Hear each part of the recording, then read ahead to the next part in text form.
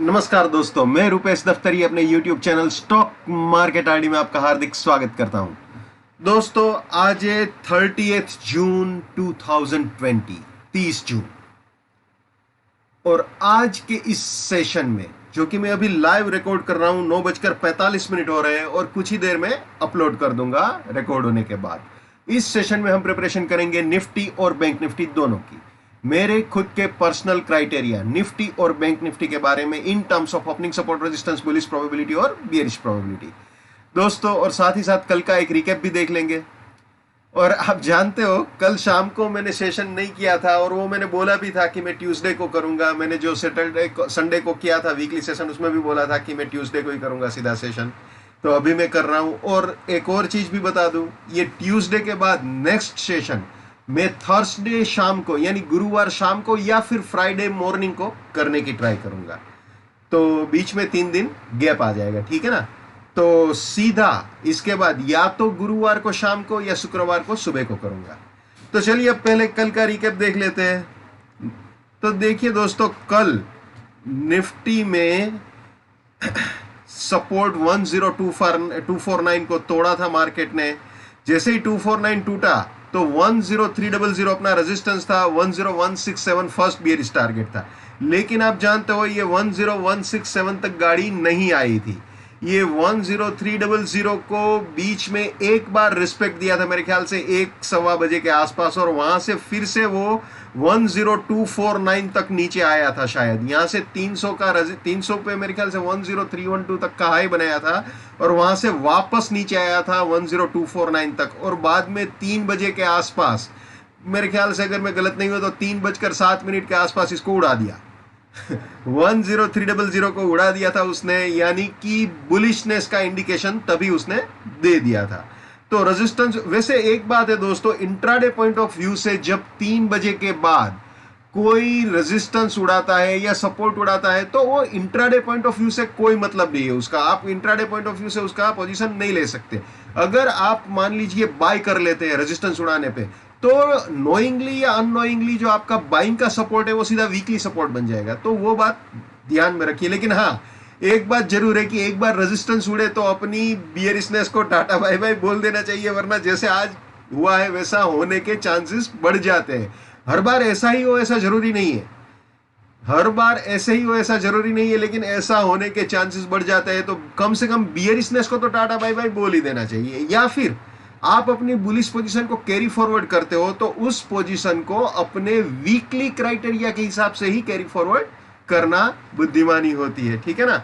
तो ये कल का सिचुएशन था दोस्तों। वैसे ही बैंक का भी बता देता हूं। ये आ गए हम बैंक निफ्टी में। दोस्तों, बैंक निफ्टी में 304 रेजिस्टेंस था और ये टारगेट था। आप जानते हो 304 को जबरदस्त रिस्पेक्ट भी देने की ट्राई की थी मार्केट ने, जब वो 10-300, और कल मैं जब देख रहा था तो मैं सिंपल फिगर याद रख रहा था। निफ्टी में 10-300 था, बैंक निफ्टी में 21-300 था। यही मेरे दिमाग में था, बहुत ही सिंपल था। तो इन दोनों को रिस्पेक्ट दिया था। वहां से नीचे भी आया था, लेकिन जैसे मैंने बताया 3:07 के आसपास दोनों को उड़ा दिया था और इसका ये फर्स्ट बुलिश टारगेट भी आ गया था। और रेस्ट इज द हिस्ट्री। बाकी का आप निफ्टी बैंक निफ्टी दोनों में देख रहे हो, आज भी ऊपर की ऊपर जा रहा है। लेकिन सेटअप चेंज हो गया है, तो उसमें आज का मैं बता देता हूं आपको। पूरा चेंज हो गया है, इसको नहीं काउंट करना है, सीधा बुलिश प्रोबेबिलिटी में आ जाना है। तो दोस्तों, जहां तक निफ्टी का सवाल है, आप जानते हो पहले ही 15 मिनट में ये 383 के भी ऊपर चला गया था विद प्राइस फिल्टर, ठीक है ना। तो पहले ही 15 मिनट में ये 383 के ऊपर घुस चुका था। तो 356 अपना सपोर्ट रहेगा और 426 फर्स्ट बुलिश टारगेट। 426 के भी ऊपर गया, ऑब्वियसली विद प्राइस फिल्टर और time filter. Price filter time filter को कभी भी नहीं भूलना है। अगर 426 के भी ऊपर गया तो 383 सपोर्ट और 457 सेकेंड बुलिश टारगेट या फाइनल बुलिश टारगेट हो सकता है, ठीक है। तो ये सिचुएशन है फिलहाल निफ्टी की। अब उल्टी गंगा बह गई तो यार, इस 356 को उड़ा दिया तो क्या करेंगे। अगर ये 356 को उड़ाता है इंट्राडे पॉइंट ऑफ व्यू से विद प्राइस फिल्टर और टाइम फिल्टर, तो ये फर्स्ट बियरिश टारगेट हो सकता है 325। और 325 के भी अगर नीचे जाता है, 325 को भी अगर तोड़ता है तो फिर सीधा sell exit 285 second bearish target हो सकता है। और बाद में तो आप जानते ही हो, अगर सपोर्ट तोड़ा तो फिर बियरिश प्रोबेबिलिटी स्टार्ट हो जाएगी, तो वो भी आपको दिखा देता हूं। वैसे फिलहाल तो जब तक सपोर्ट इंटेक्ट है इसका कोई चांस नहीं है, जस्ट फॉर्मेलिटी के लिए दिखा रहा हूं। फिलहाल तो जब तक 356 इंटेक्ट है बुलिशनेस के बारे में ही सोचना है। अगर 356 टूटता है तो फिर 325 को एक्सपेक्ट कर सकते हैं, और 325 टूटे तभी नीचे सेल एग्जिट। और बाद में अगर सपोर्ट 268 टूटता है, ये 268 वाला सपोर्ट अगर तोड़ता है तो बाकी का मामला आप जानते ही हो कि अगर 268 टूटा तो 298 रेजिस्टेंस 241 फर्स्ट बियरिश टारगेट, इसके भी नीचे गया तो ये रेजिस्टेंस, ये सेकंड बियरिश टारगेट, इसके भी नीचे गया तो ये रेजिस्टेंस, ये फाइनल बियरिश टारगेट हो सकता है। तो ये सिचुएशन है, लेकिन इसका कोई मतलब नहीं है। फिलहाल तो यहीं पे फोकस करना है, ठीक है। और हाँ, रास्ते में जैसे मैंने बताया कहीं पे भी सपोर्ट टूटे तो अपनी बुलिशनेस को टाटा बाय बाय बोल देना चाहिए। ये हमेशा याद रखना है, my bullishness lives till my support lives, my support finish, my bullishness finish, my bearishness lives till my resistance lives, my resistance finish, my bearishness finish. इसको भी हमेशा याद रखना है भैया। नेवर बाय एट रेजिस्टेंस और buying exit, never sell at support और selling exit. Let's maintain trading discipline. Let's do money management. Let's do risk management. Let's win. दोस्तों, मैं चार्जेबल बेसिस पे अपना टेक्निकल एनालिसिस का नॉलेज शेयर करता हूं। 81,000 rupees मेरा फीस है। 7990415253 मेरा मोबाइल नंबर है। आज 30 तारीख है दोस्तों, मैंने बताया था कि 30 तारीख तक 51,000 रहेंगे, तो आज लास्ट डेट है, इसीलिए मैंने ये 81,000 वाला स्लाइड दिखा दिया। आज शाम के बाद, यानी आज का दिन खत्म होने के बाद 81,000 हो जाएंगे, इसीलिए मैंने 81,000 दिखाया है। लेकिन आज रात तक 51,000 ही रहेगा, ठीक है। तो वापस आ जाते हैं भैया निफ्टी में, ठीक है ना। ये आ गए जी निफ्टी में। तो ये निफ्टी का bullish probability, bearish probability, opening support resistance दोनों हमने यहाँ पे देख लिया है, सारी चीजें देख ली है। तो अगर सीधा रेजिस्टेंस उड़ाता है तो किस तरफ जाना है वो भी आपको पता चल चुका है, और अगर सपोर्ट ट्रिगर करता है यानी बाइंग का स्टॉप लॉस ट्रिगर करता है तो कैसे होगा वो भी मैंने आपके साथ शेयर कर लिया है। अब बैंक निफ्टी देख लेते हैं भैया। ये आ गए जी बैंक निफ्टी में। तो ये तो मामला इसमें भी पूरा गैप अप ओपनिंग की वजह से चेंज हो चुका है।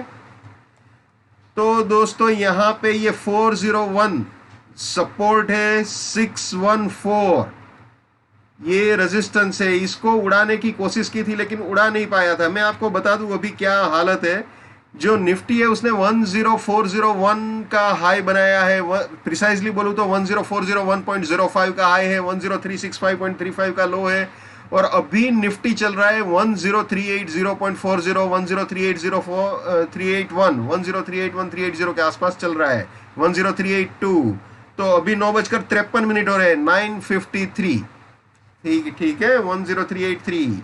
अब निफ्टी बैंक जो है, बैंक निफ्टी वो 21650 का हाई बना चुका है, 21501 का लो मारा है, 21593 21596 के आसपास चल रहा है, 9:54, 9:54 सुबह के 30 जून 2020 है आज की डेट, ठीक है। तो ये मामला है बैंक निफ्टी का।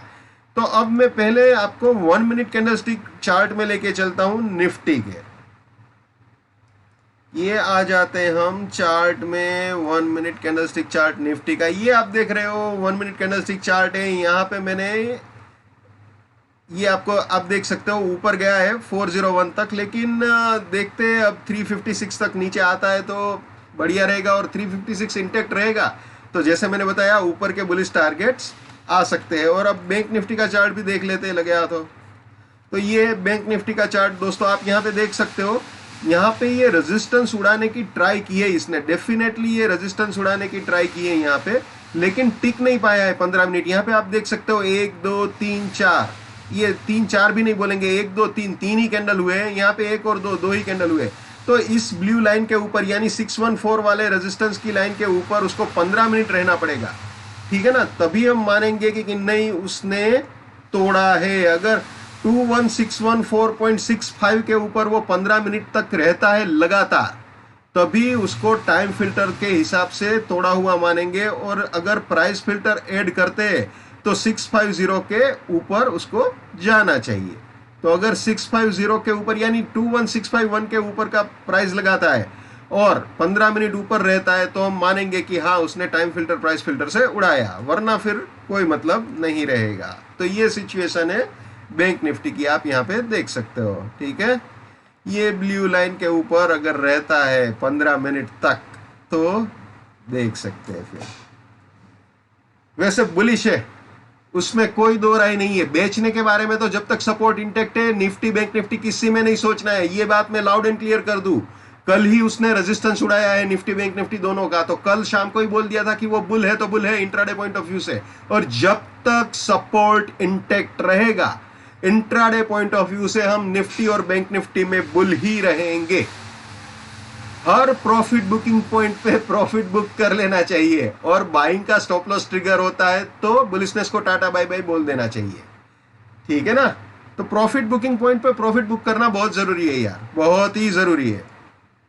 चाहे बुलिशनेस हो चाहे बियरिशनेस हो, मैं किसी भी एंगल से प्रॉफिट बुकिंग कर लेना चाहिए, पार्शियल प्रॉफिट बुकिंग कर लेना चाहिए, तो उस हिसाब से हम कंफर्ट जोन में रहते हैं। ठीक है ना, अब वापस आ जाते हैं बैंक निफ्टी में। तो दोस्तों ये सिचुएशन है, इसको अभी तोड़ नहीं पाया है, लेकिन इसको अगर उड़ाया तो ये 517 सपोर्ट, 772 सेकंड बुलिश टारगेट, इसके भी ऊपर गया तो ये 614 सपोर्ट और 885 फाइनल बुलिश टारगेट हो सकता है। और अगर उल्टी गंगा बह गई तो ये 407 को उड़ा दिया, तो 407 अगर उड़ता है विथ प्राइस फिल्टर और टाइम फिल्टर तो गाड़ी नीचे सेल एग्जिट तक आ सकती है,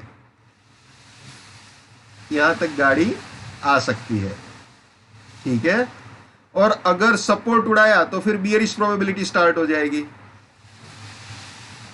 ये आ गए बियरिश प्रोबेबिलिटी में। ये जस्ट फॉर्मेलिटी के लिए मैं आपको दिखा रहा हूं, इसका कोई मतलब नहीं है, लेकिन अगर सपोर्ट तोड़ता है और नीचे तक आता है तो फिर सारी चीजें ध्यान में रखनी पड़ेगी। तो दोस्तों ये थे निफ्टी और बैंक निफ्टी। जो मार्केट कहता है ना दोस्तों, वो करता ही है। 99% केसेस में करता है, 1% का तो ऑलवेज रिस्क रहता ही है। तो मार्केट बहुत जेन्युइन वे में काम करता है। और अगर उसको नहीं भी करना है, अगर उसने जो मान लीजिए कल कुछ बोला और आज उसको नहीं भी करना है, तो वो स्टॉप लॉस ट्रिगर करके आपको बताएगा। स्टॉप लॉस ट्रिगर करने से मेरा तात्पर्य है, अगर सपोर्ट तोड़ता है तो आपको पता चल जाएगा कि अब बुलिशनेस खत्म हो रही है, और अगर रेजिस्टेंस उड़ाता है तो आपको पता चल जाएगा कि बुलिशनेस मेंटेन करना चाहता है। बहुत सिंपल है, किसी को कुछ भी पूछने की जरूरत नहीं रहती है। मार्केट सेल्फ स्पोकन है, वो खुद ही बताता है। तो किसी पे भरोसा नहीं करना है, सिर्फ अपने फैक्ट्स और फिगर्स पे भरोसा करना चाहिए। हर इंसान को अपना एनालिसिस, अपनी ट्रेडिंग खुद के दिमाग से करनी चाहिए। पैसा आपका है, रिस्क आपका है, डिसीजन भी सिर्फ और सिर्फ आप ही का हो, वो एडवाइजेबल है।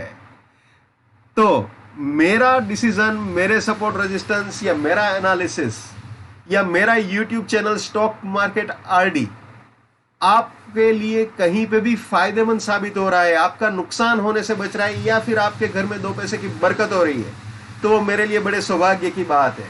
जितना हो सके उतना मेरे इस YouTube चैनल को स्टॉक मार्केट में ट्रेडिंग करने वाले दोस्तों के साथ प्लीज शेयर कीजिए। So like, share and subscribe. और जैसा मैंने पहले बता दिया, फिर से रिपीट कर दूं, नेक्स्ट सेशन या तो मैं थर्सडे इवनिंग को करूंगा या फिर फ्राइडे को करूंगा मॉर्निंग को, डिपेंड्स। ठीक है ना, wish you all the best, keep winning, keep earning. जय हिंद, वंदे मातरम, भारत माता की जय, just keep it up, come on.